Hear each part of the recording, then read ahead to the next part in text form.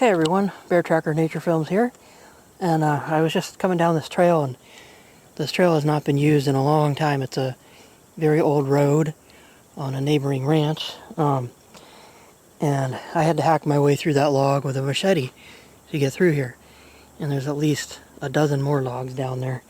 Anyway, what I first noticed here is this cleared patch. So if you look around, all the soil around here covered with leaves and forest debris, but not here. And it also happens to be at the base of this tree with a bunch of scratch marks up there. So this appears to be another bear tree, and what attracted my attention is that it's been recently used. So if you look in here, you'll notice that this soil right here has been disturbed, and that this area right here has also been freshly disturbed. So we did have rain about a month ago, and this soil would not be looking like this, all kind of loose and fluffy like that, if it had been rained on. It would look more like this, where if you touch it you can't leave an imprint. So there have been feet in here. The other thing you can see is knocked over grasses with sand on top of them. Broken off plant right here. That's called cleavers, that plant. The disturbance in the duff right here, and also sand on top of these redwood needles. So all these are clues that this was recently used. This blade of grass right here has been knocked over. It is early spring, so these are starting to grow right now, and these have been stepped on. So this one actually has a couple of bends in it, right there where it may have hit that rock. And right here, a bit of it was knocked off. So taken all together, all these clues tell you that this was a recently used bear tree.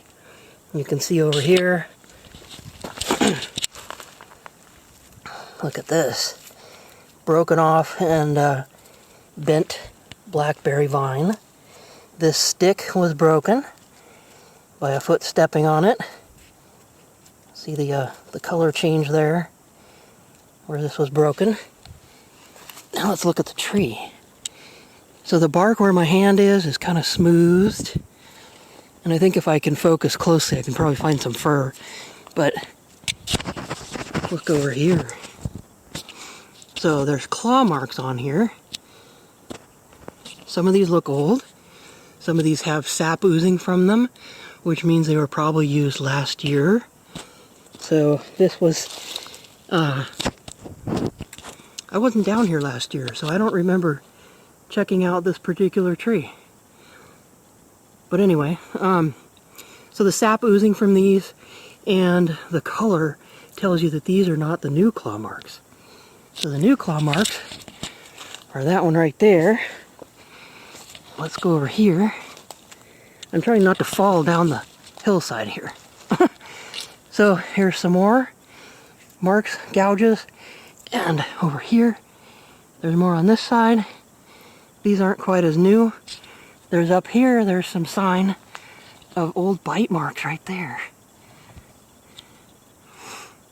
So bears will face these trees with their back, and then they rub their back on the bark, and so that's why the bark gets this smooth appearance, because they rub on it with their back.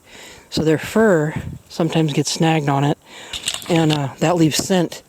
And the clawing leaves a visual marker so that another bear coming along will see this visual marker and say, oh hey, old Joe's been here, or whatever the bear's name is. So these ones look a little bit more recent. They're not oozing as much sap, but they're still not the new ones. Down here, here's some new stuff. Right here, see the color change right there, and right here. So there are theories that the bears make this sign as high up on the tree as they can reach, because then another bear will go, oh, look how big that bear is, and be intimidated by it. But that's not really true.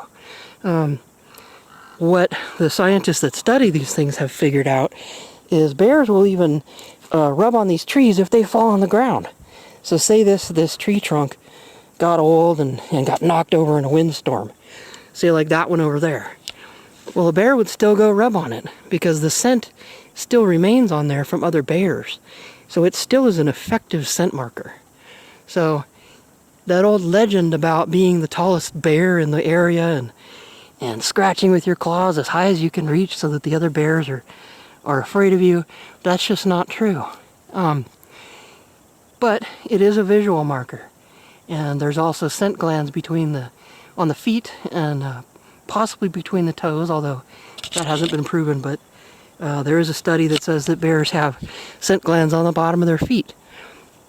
So when they're doing these scent marking things, it shows up within the olfactory clues that other bears can sense.